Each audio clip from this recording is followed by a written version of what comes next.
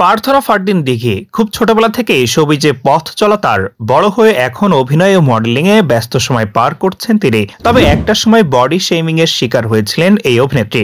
অসুস্থতার কারণে শারীরিক স্থূলতা এবং নেটিজেনদের নানা মন্তব্যে ফ্রাস্ট্রেটেড হয়ে পড়েছিলেন দিঘি। কিন্তু শত আলোচনা সমালোচনার মধ্যেও দমে যাননি অভিনেত্রী।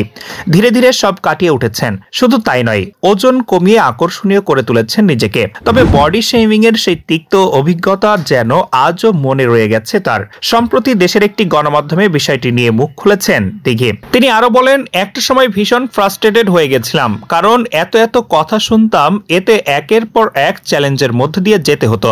রীতিমতো অসুস্থ হয়ে পড়ি আমি। তখন ডায়েট হচ্ছে না, জিমও হচ্ছে না, আবার মোটা হয়ে গেলাম। এরপর যখন ঠিক করলাম আমাকে শুকাতেই হবে, তখন আবার হলো কোভিড।